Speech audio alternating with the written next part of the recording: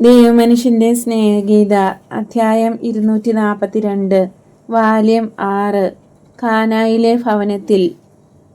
ഈശോയുടെ ആഗമനത്തിൽ കാനായിലെ ഭവനത്തിലുള്ള ആനന്ദം അത്ഭുതം നടന്ന കല്യാണ വേളയിലേതിനേക്കാൾ ഒട്ടും തന്നെ കുറവല്ല. കളിക്കാരോ അതിഥികളോ അലങ്കാരങ്ങളോ ഇല്ലെന്നേയുള്ളൂ. വിരുന്നൊരുക്കിയിരിക്കുന്ന മേശകളും വീഞ്ഞു നിറച്ച ഭരണികളും വിളമ്പുകാരും ഒന്നുമില്ല. എന്നാൽ സ്നേഹം എല്ലാറ്റിനെയും അധികരിച്ചിരിക്കുന്നു. അത് മതിയായ അളവിലും വിധത്തിലും പ്രകടമാകുന്നുണ്ട്. ഇപ്പോൾ ഭവനത്തിൽ വന്നിരിക്കുന്നത് അതിഥിയായ ഒരകന്ന ബന്ധുവല്ല. തൻ്റെ ദൈവസ്വഭാവം എല്ലാവർക്കും വ്യക്തമായിരിക്കുന്ന ഏറ്റവും വിശിഷ്ട അതിഥിയാണ് വന്നിരിക്കുന്നത്. അദ്ദേഹത്തിൻ്റെ വാക്കുകൾ ദൈവികമായി കരുതപ്പെടുന്നു. അതിനാൽ കാനായിലെ ആളുകൾ അവരുടെ ഹൃദയം മുഴുവനും അർപ്പിച്ചുകൊണ്ട് ആ വലിയ സ്നേഹിതനെ സ്നേഹിക്കുന്നുണ്ട്. തോട്ടത്തിന്റെ വാതിൽക്കൽ പ്രത്യക്ഷപ്പെടുന്ന ഈശോ ലിനൻ വസ്ത്രമാണ് ധരിച്ചിരിക്കുന്നത്. അസ്തമയ സൂര്യന്റെ ചെങ്കതിരുകൾ എല്ലാറ്റിനെയും മനോഹരമാക്കിയിട്ടുണ്ട്. എന്നാൽ തൻ്റെ സാന്നിധ്യത്താൽ താൻ അഭിവാദനം ചെയ്യുന്ന ആളുകളെ മാത്രമല്ല, അവിടെയുള്ള എല്ലാറ്റിനെയും ഈശോ കൂടുതൽ മനോഹരമാക്കിയിട്ടുണ്ട്.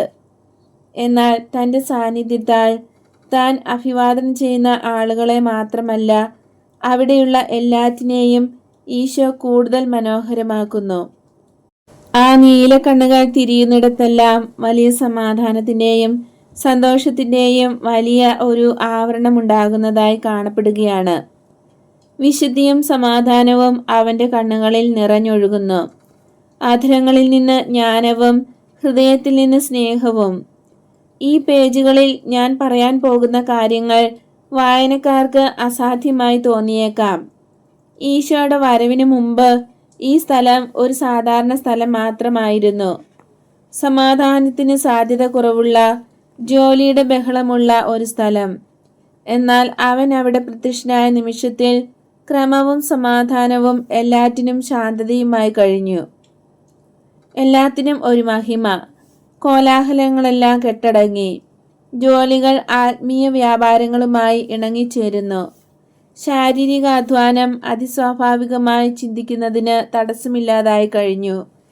ഞാൻ എന്നെ തന്നെ വ്യക്തമാക്കിയോ എന്നറിഞ്ഞുകൂടാ. ഈശോ എപ്പോഴും പ്രസന്നതയുള്ള ആളാണ്. മടുത്തിരിക്കുമ്പോൾ പോലും രാജകീയമായ ഒരു മഹിമയുണ്ട്. താൻ പോകുന്ന സ്ഥലങ്ങളിലെല്ലാം ഈ മഹത്വം പകരുകയും ചെയ്യുന്നുണ്ട്. ഈശോ ഒരിക്കലും വിനോദപ്രിയനോ ഉച്ചത്തിൽ സംസാരിക്കുന്നവനോ പരാതി പറയുന്നവനോ അല്ല. ഏറ്റവും വലിയ മാനസിക വ്യഥയുള്ളപ്പോൾ പോലും രോഗഗ്രസ്തനെ പോലെയോ ഭീരുവിനെ പോലെയോ പരിഭ്രാന്തനായോ കാണപ്പെടുന്നില്ല.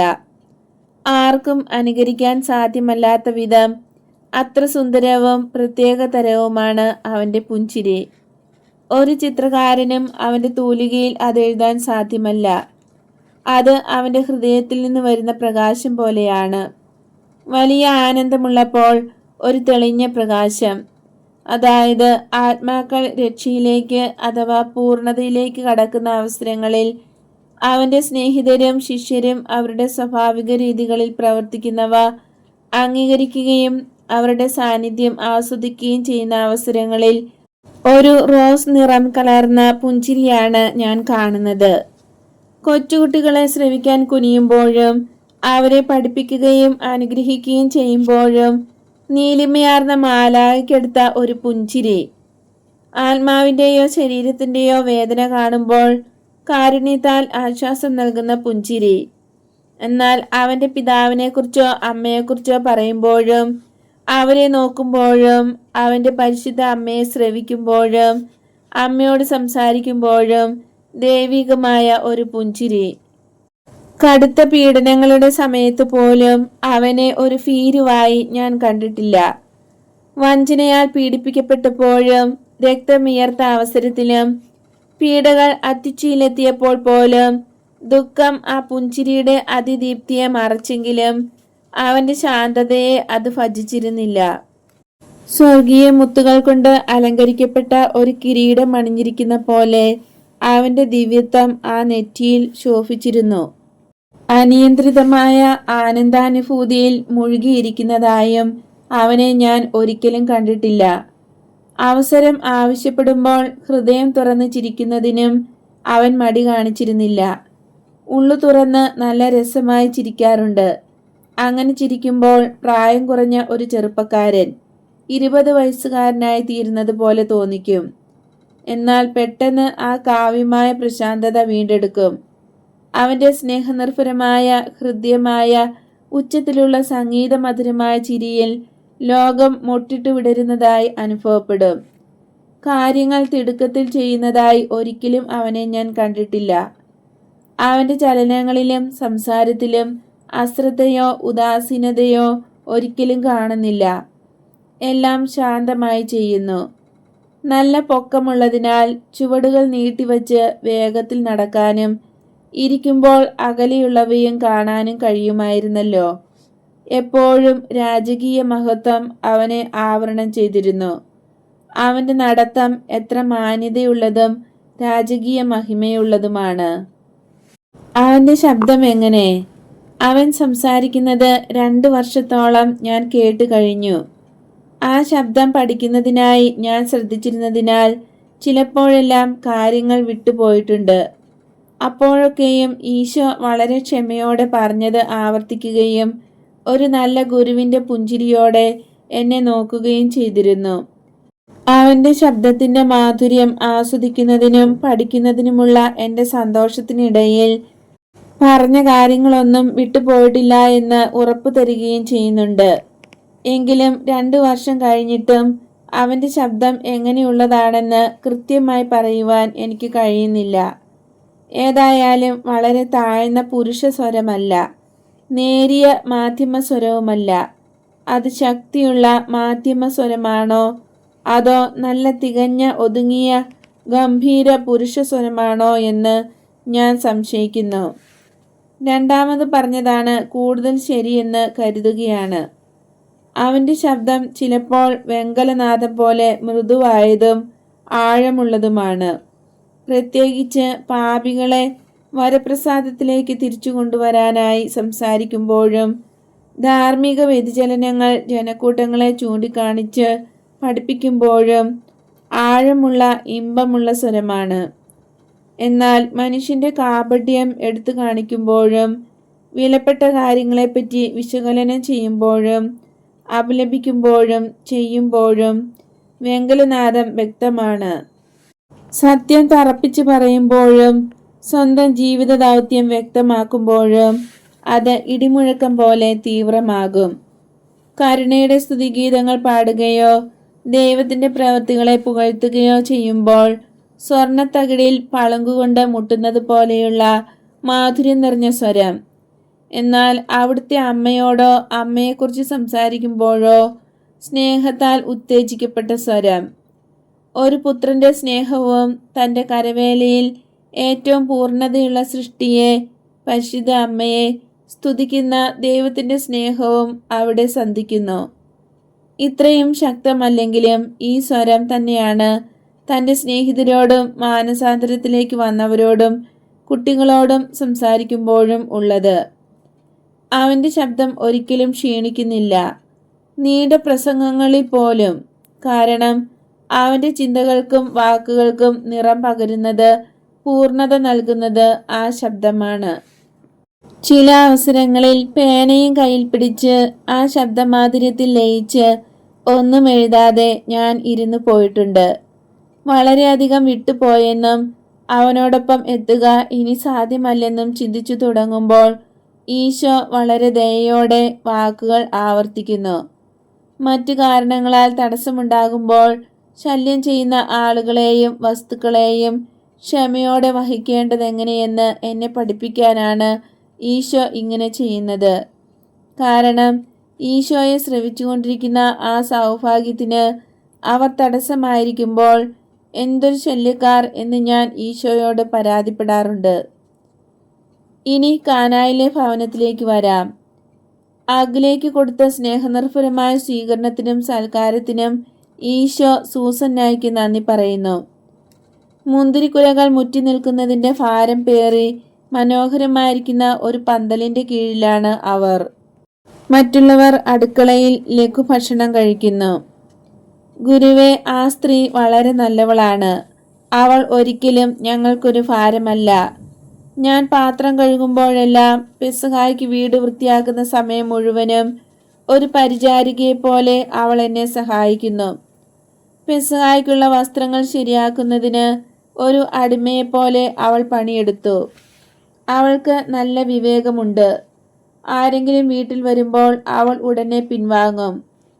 എൻ്റെ ഭർത്താവിൻ്റെ സാന്നിധ്യത്തിൽ അവൾ ഒറ്റയ്ക്കാകാതിരിക്കാൻ നല്ല ശ്രദ്ധയുണ്ട്. കുടുംബങ്ങളുടെ സാന്നിധ്യത്തിലൊന്നും സംസാരിക്കാറില്ല. വളരെ കുറച്ച് ഭക്ഷണമേ കഴിക്കൂ. എല്ലാ ദിവസവും അതിരാവിലെ പുരുഷന്മാർ ഉണരുന്നതിന് മുമ്പ് അവൾ എഴുന്നേറ്റ് ഒരുങ്ങി അടുക്കളയിൽ ചെന്ന് അടുപ്പ് വൃത്തിയാക്കുകയും തീ കത്തിക്കുകയും ചെയ്യുന്നുണ്ട്.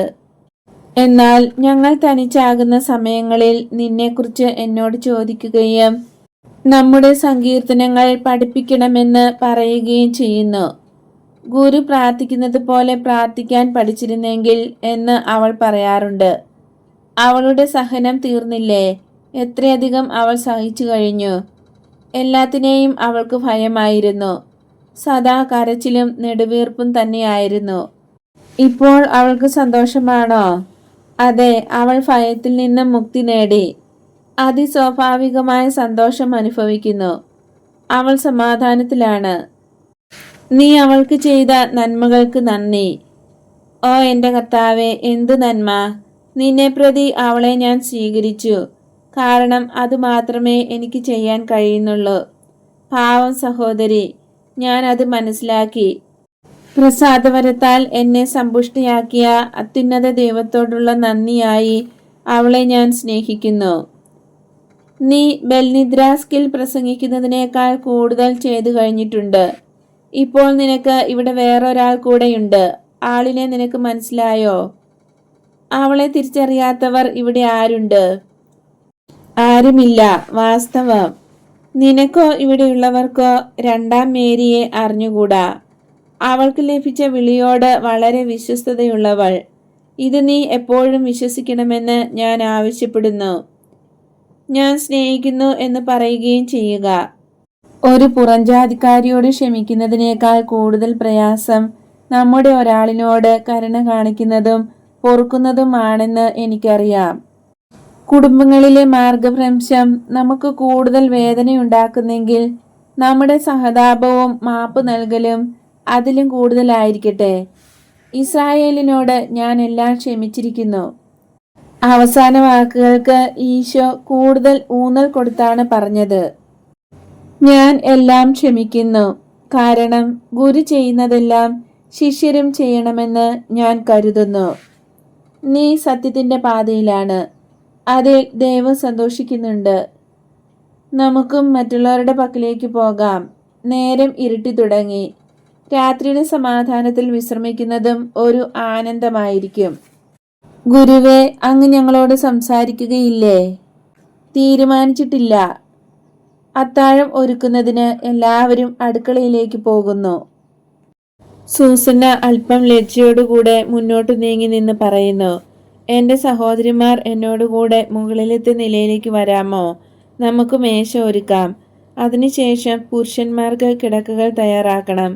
എനിക്ക് തന്നെ ചെയ്യാം, പക്ഷേ കൂടുതൽ സമയമെടുക്കുമല്ലോ. ഞാനും വരുന്നു സൂസന്ന, പരിശുദ്ധ അമ്മ പറയുന്നു. വേണ്ട, ഞങ്ങൾ മതി. പരസ്പരം പരിചയപ്പെടുത്തുന്നതിന് ജോലി സഹായമാണല്ലോ. ഈശോ പാനി ചേർത്ത സ്വല്പം വെള്ളം കുടിക്കുന്നു. അവരെ ഭക്ഷണം പാകം ചെയ്യുന്നതിന് സ്വതന്ത്രരായി വിട്ടിട്ട് ഈശോ അമ്മയോടും അപ്പസ്തോലന്മാരോടും കൂടെ വെളിയിലേക്ക് നോക്കി മുന്തിരിപ്പന്തലിന്റെ താഴെ ഇരിക്കുന്നു. മേശ ഒരുക്കുന്ന 3 ശിശുക്കളുടെ സ്വരം മുകളിലത്തെ മുറിയിൽ നിന്ന് കേൾക്കാം. സൂസന്ന അവളുടെ വിവാഹ ദിവസം നടന്ന അത്ഭുതത്തെക്കുറിച്ച് സംസാരിക്കുന്നു. മേരി മഗ്ദലേന അതിന് മറുപടിയായി പറയുന്നു, വെള്ളം വീഞ്ഞാക്കുന്നത് ഒരു വലിയ കാര്യമാണ്. എന്നാൽ പാപിനിയെ ശിഷ്യയാക്കി മാറ്റുന്നത് അതിലും വലിയ അത്ഭുതം തന്നെ. ഞാൻ ആ വീഞ്ഞ് പോലെ ആയിത്തീരാൻ ദൈവം അനുഗ്രഹിക്കട്ടെ. ഏറ്റവും നല്ല വീഞ്ഞ്. അതേക്കുറിച്ച് ഒട്ടും സംശയിക്കേണ്ട. അവൻ ചെയ്യുന്നതെല്ലാം പൂർണ്ണമായിട്ടേ ചെയ്യൂ. ഇവിടെ ഒരു സ്ത്രീ ഉണ്ടായിരുന്നു, ഒരു പുറംജാതിക്കാരി. അവളുടെ വികാരങ്ങൾക്കും വിശ്വാസത്തിനും അവൻ മാറ്റം വരുത്തി. എങ്കിൽ ഒരു ഇസ്രായേൽക്കാരിയായി നിനക്ക് മാറ്റം വരികയില്ലെന്ന് സംശയിക്കേണ്ട കാര്യമുണ്ടോ? ഒരു ചെറുപ്പക്കാരിയോ? അതെ, സുന്ദരിയായ യുവതി. അവൾ ഇപ്പോൾ എവിടെയാണ്? മാർത്ത ചോദിക്കുന്നു. ഗുരുവിന് മാത്രം അറിയാം. അങ്ങനെയോ? കൊള്ളാം. അവളെക്കുറിച്ചാണ് നിന്നോട് ഞാൻ പറഞ്ഞത്. ഒരു ദിവസം സന്ധ്യാസമയത്ത് അവളെക്കുറിച്ച് ഗുരു ലാസറസിനോട് സംസാരിച്ചു. അവന്റെ വാക്കുകളിലൂടെ എന്തൊരു സൗരഭ്യമാണ് ആ മുറിയിൽ പരന്നത്. അനേകം ദിവസത്തേക്ക് ആ പരിമളം ലാസറസിന്റെ വസ്ത്രങ്ങളിലുണ്ടായിരുന്നു. അനുദപിച്ച അവളുടെ ഹൃദയത്തിന്റെ മനസ്താപം ഉളവാക്കുന്ന സുഗന്ധം അതിലും ശ്രേഷ്ഠമാണെന്ന് ഈശോ പറയുകയും ചെയ്തു. അവൾ എവിടെയായിരിക്കുമെന്ന് ഞാൻ ചിന്തിക്കുകയാണ്. ഒരുപക്ഷെ ഏതെങ്കിലും ഒരു വിജന സ്ഥലത്ത്. അവൾ ഏകയും അപരിചിതയും, എന്നാൽ ഈ നാട്ടുകാരിയും അറിയപ്പെടുന്നവളും. അവൾ ഏകാന്തതയിൽ പ്രായശ്ചിത്തം ചെയ്യുന്നു. ഞാൻ എന്നെ അറിയാവുന്നവരുടെ ഇടയിൽ ലോകത്തിൽ ജീവിക്കുന്നു. ഗുരുവിനോട് കൂടെ ആയിരിക്കുന്നത് കൊണ്ട് അവളുടെ ഭാഗധേയത്തിൽ ഞാൻ അസൂയപ്പെടുന്നില്ല. അവനിൽ നിന്ന് അകന്നു പോകാതെ തന്നെ ഒരിക്കൽ അവനെ അനുകരിക്കുന്നതിന് എനിക്കിടയാകുമെന്ന് ഞാൻ പ്രത്യാശിക്കുന്നു. നീ അവനെ വിട്ടുപോകുമോ? ഇല്ല, ഒരിക്കലുമില്ല. എന്നാൽ അവൻ പറയുന്നു അവൻ പോകുമെന്ന്. അവനില്ലെങ്കിൽ ലോകത്തെ എനിക്ക് ഭയമാണ്. അവനോടുകൂടെ ആണെങ്കിൽ ലോകത്തെ വെല്ലുവിളിക്കാൻ എനിക്ക് കഴിയും. അവൻ പോകുമ്പോൾ എൻ്റെ ആത്മാവ് അവനെ അനുഗമിക്കും. എനിക്കും ലോകത്തിനുമിടയ്ക്ക് ഒരു മരുഭൂമി ഞാൻ സൃഷ്ടിക്കും. അപ്പോൾ ലാസറസിൻ്റെയും എൻ്റെയും കാര്യം എങ്ങനെ? ഞങ്ങൾ എന്തു ചെയ്യും? നിങ്ങളുടെ ദുഃഖത്തിൽ നിങ്ങൾ ചെയ്യുന്നത് പോലെ പരസ്പരം സ്നേഹിച്ച് ജീവിക്കും. എന്നെയും ലജ്ജിക്കാതെ സ്നേഹിക്കും. ഞാൻ നാഥൻ്റെ കൂടെയാണെന്ന് നിങ്ങൾ മനസ്സിലാക്കും. നാഥനിൽ നിങ്ങളെ ഞാൻ സ്നേഹിക്കും. മേരി ധീരയും തീരുമാനങ്ങളിൽ ഉറച്ചവളുമാണ്. പത്രോസ് അഭിപ്രായപ്പെടുന്നു. അവളുടെ അപ്പനെപ്പോലെ തന്നെ തീരുമാനം തന്നെ, മാറ്റമൊന്നുമില്ല. അമ്മയുടെ സൗന്ദര്യവും അപ്പൻ്റെ സ്വഭാവവുമാണ് അവൾക്കുള്ളത്. തീഷ്ണൻ അഭിപ്രായപ്പെട്ടു. അപ്പൻ്റെ വഴങ്ങാത്ത പ്രകൃതക്കാരി അത്താഴം തയ്യാറായി എന്നറിയിക്കാൻ കോവണിപ്പടികൾ ഇറങ്ങി വരുന്നു. ചന്ദ്രികയില്ലാത്ത പ്രശാന്തമായ രാത്രി. അന്ധകാരമെങ്ങും വ്യാപിച്ചു. എല്ലാം കാഴ്ചയിൽ നിന്ന് മറഞ്ഞു. നക്ഷത്രങ്ങളുടെ നേരിയ പ്രകാശത്തിൽ വൃക്ഷങ്ങളുടെ ഇരുണ്ട കൂട്ടങ്ങളും വീടുകളുടെ വെള്ള നിറവും അല്പമായി കാണാം. ഈശോയും ശിഷ്യരും മട്ടുപ്പാവിൽ വിളക്കിന്റെ ചുറ്റും കൂടിയിരിക്കുകയാണ്. അരണ്ട മഞ്ഞ വെളിച്ചം അവരുടെ മുഖത്ത് പ്രതിഫലിക്കുന്നുണ്ട്. രാത്രി പറവകൾ ശലഭങ്ങളെ തേടി ചുറ്റിക്കറങ്ങുകയും മട്ടുപ്പാവിൽ കൂടിയിരിക്കുന്നവരെ കടന്നു പോവുകയും ചെയ്യുന്നു. വവ്വാലുകളെ മാർത്തായ്ക്ക് വലിയ പേടി. ഓരോ പ്രാവശ്യവും അത് പറന്ന് കടന്നു പോകുമ്പോൾ മാർത്ത പേടിച്ച് നിലവിളിക്കുന്നു. എന്നാൽ വെളിച്ചത്തിന്റെ പ്രകാശത്താൽ ആകർഷിക്കപ്പെട്ട് അടുത്തു വരുന്ന ശലഭങ്ങളെ തീയിൽ നിന്നകറ്റാൻ ഈശോ ശ്രമിച്ചുകൊണ്ടിരിക്കുകയാണ്. രണ്ട് വിവേകമില്ലാത്ത ജീവികൾ, തോമസ് അഭിപ്രായപ്പെടുന്നു. ആദ്യത്തേത് നമ്മൾ നീല വണ്ടുകളാണെന്ന് തെറ്റിദ്ധരിക്കുന്നു. രണ്ടാമത്തേത് തീ സൂര്യനാണെന്ന് കരുതി കത്തിച്ചാകുന്നു. അവറ്റകൾക്ക് തലച്ചോറിന്റെ ഒരു തരി പോലുമില്ല. അവ ജന്തുക്കളാണ്. അവയ്ക്ക് വിവേചനമുണ്ടാകണമെന്ന് നീ വിചാരിക്കുന്നോ? കറിയോത്തുകാരൻ ചോദിക്കുന്നു. ഇല്ല, പക്ഷേ ജന്മവാസനയെങ്കിലും ഉണ്ടായിരുന്നെങ്കിൽ എന്ന് ഞാൻ ആഗ്രഹിക്കുന്നുണ്ട്. അവയ്ക്ക് അതുണ്ടായിരിക്കാൻ സാധ്യതയില്ല. ഞാൻ നിശാശലഭങ്ങളെ കുറിച്ചാണ് പറയുന്നത്. കാരണം ആദ്യ പരീക്ഷണങ്ങളിൽ തന്നെ അവ ചാകും. ജന്മവാസന ഉണരുകയും വികസിക്കുകയും ചെയ്യുന്നത് വേദനാജനകമായ അനുഭവങ്ങളിൽ കൂടിയാണ്. അൽഫേയൂസിന്റെ മകൻ ജെയിംസ് പറയുന്നു. അപ്പോൾ വവ്വാലുകളെ പറ്റി എന്തു പറയണം? വളരെ കാലം ജീവിക്കുന്നത് കൊണ്ട് അവയ്ക്ക് അതുണ്ടായിരിക്കണമല്ലോ. അവയും ബുദ്ധിയില്ലാത്തവയാണ്, അത്രമാത്രം. തോമസിന്റെ ഉത്തരം. ഇല്ല തോമസേ, ചില മനുഷ്യരെക്കാൾ ബുദ്ധിക്കുറവില്ല. പലപ്പോഴും മനുഷ്യർ ബുദ്ധിശൂന്യരായ വവ്വാലിനെ പോലെ പ്രവർത്തിക്കുന്നു. ദുഃഖ ദുരിതങ്ങൾ വരുത്തുന്ന വസ്തുക്കൾക്ക് ചുറ്റും മദ്യപാനികളെ പോലെ അവൾ പറക്കുകയോ ചിറകടിക്കുകയോ ചെയ്യുന്നു. അതാ ഒന്നിനെ കിട്ടി. എന്റെ അനുജൻ അവന്റെ മേലങ്കി കൊണ്ട് ഒന്നിനെ അടിച്ചു വീഴ്ത്തി. അതിനെ എനിക്ക് തരൂ, ഈശോ പറയുന്നു.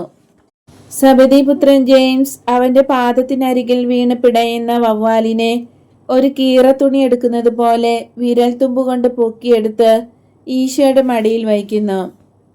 വീണ്ടു വിചാരമില്ലാത്ത ജന്തു നമുക്കതിനെ വിട്ടയക്കാം. അത് പൂർവാവസ്ഥയിലെത്തും. എന്നാലും അതിൻ്റെ തഴക്കം മാറ്റുകയില്ല.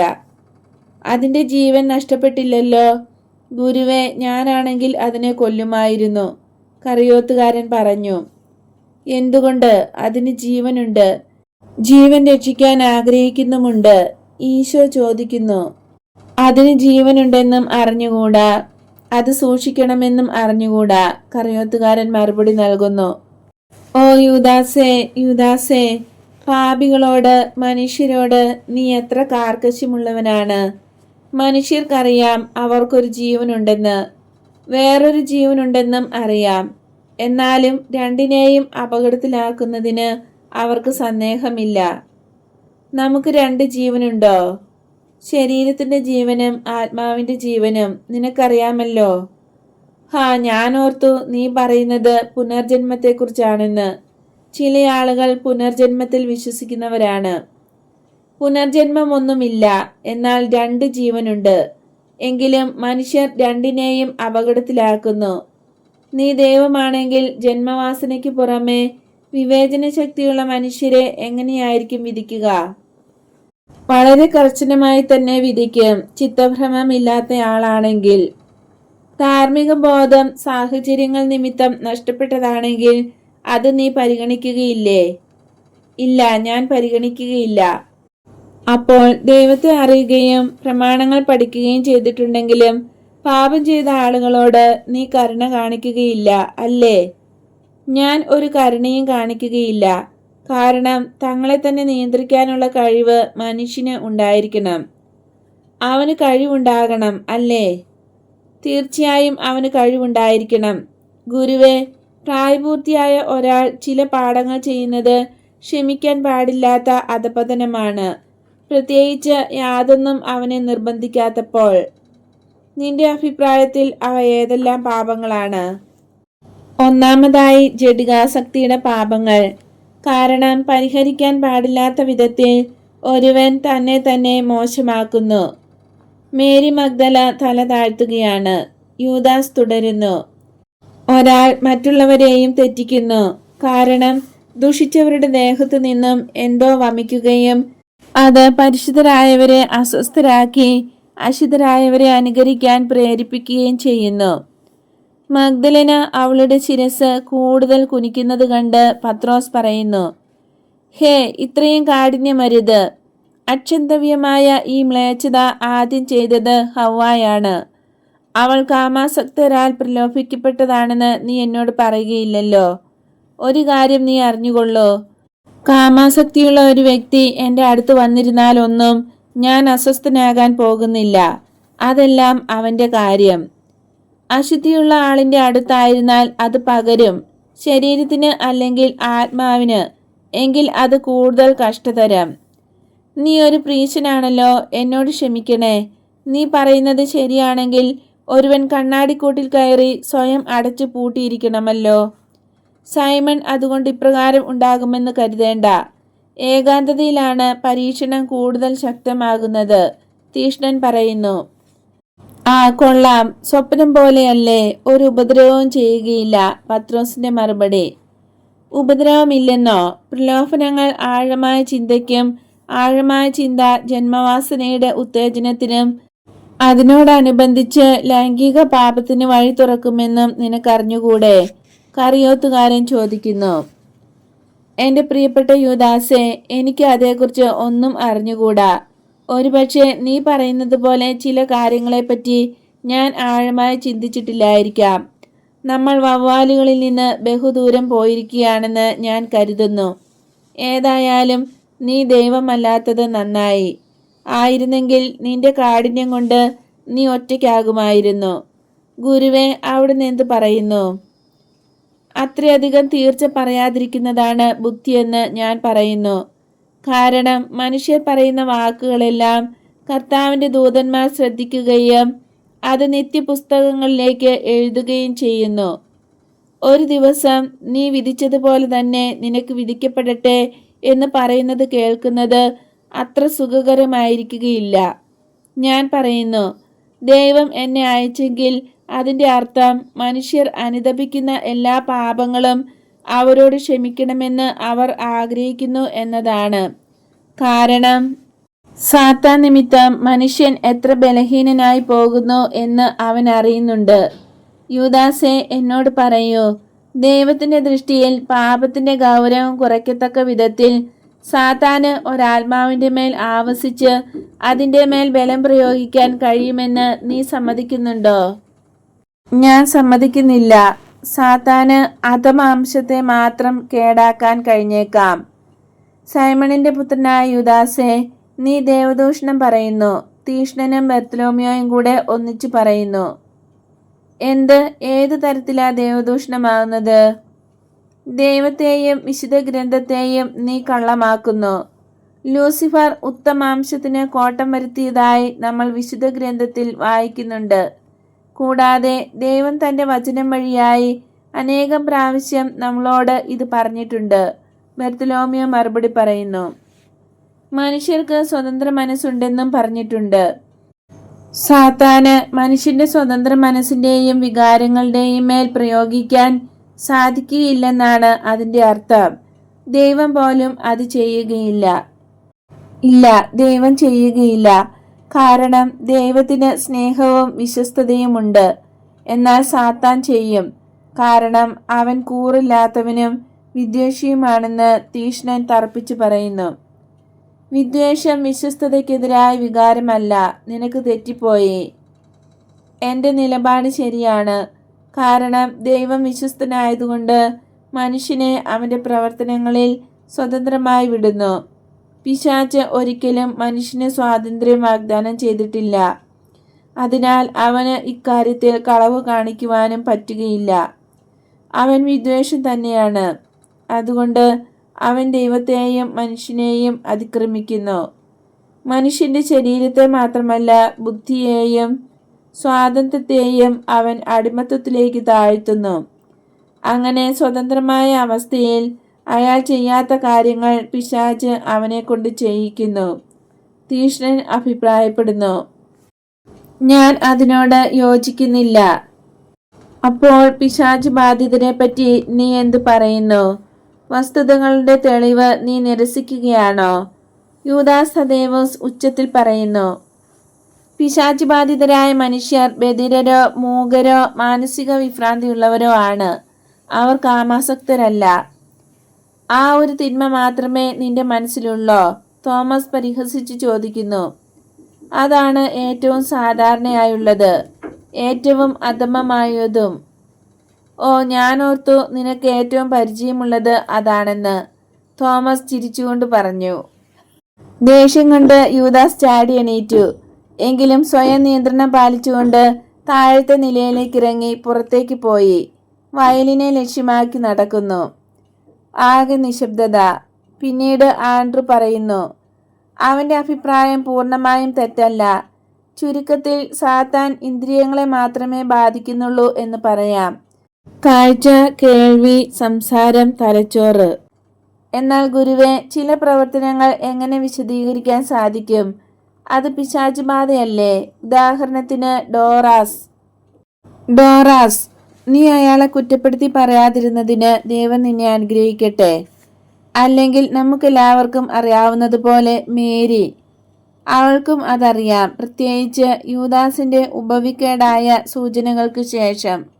സാത്താൻ ആവസിച്ചിട്ടുള്ളവരാണ് ഏറ്റവും പൂർണ്ണമായിട്ടുള്ള ആവാസം. മനുഷ്യന്റെ 3 മഹശക്തികളുടെയും മേൽ അവന്റെ സ്വാധീനം അവൻ ചെലുത്തിയ ആവാസം. ഇവയാണ് ഏറ്റവും നിഗൂഢമായതും എന്നാൽ വ്യക്തിയെ മതിക്കുന്നതുമായ ആവാസം അഥവാ പിശാചു ബാധ. പ്രകാശത്തിന്റെ ആഹ്വാനം മനസ്സിലാക്കാൻ കഴിവില്ലാത്ത വിധം അത്രയധികം അധപതിച്ചിട്ടില്ലാത്തവർക്ക് മാത്രമേ ഇത്തരം പിടിയിൽ നിന്ന് സ്വതന്ത്രരാകാൻ കഴിയൂ. ഡോറാസിന് കാമാസക്തിയില്ലായിരുന്നു. എങ്കിൽ തന്നെയും അയാൾ രക്ഷകനിലേക്ക് വരികയുണ്ടായില്ല. അവിടെയാണ് വ്യത്യാസം കിടക്കുന്നത്. മാനസിക വിഭ്രാന്തി, മൂകത, ബധിരത, അന്ധത ഇത്യാദി ബാധിച്ചവരെ അവരുടെ ബന്ധുക്കൾ എൻ്റെ അടുക്കൽ കൊണ്ടുവരാൻ ബന്ധപ്പെടുന്നു. അരൂപിയിൽ പിശാച് ആവസിച്ചിട്ടുള്ളവർക്ക് സ്വാതന്ത്ര്യം നേടാൻ അവരുടെ അരൂപിക്ക് മാത്രമേ കഴിയുകയുള്ളൂ. അതുകൊണ്ടാണ് അവർക്ക് പാപപ്പൊറുതിയും സ്വാതന്ത്ര്യവും നൽകപ്പെടുന്നത്. കാരണം പിശാച് ബാധയോട് എതിരിടണമെന്ന് അവർ ആഗ്രഹിച്ച് അതിന് മനസ്സായിട്ടാകും.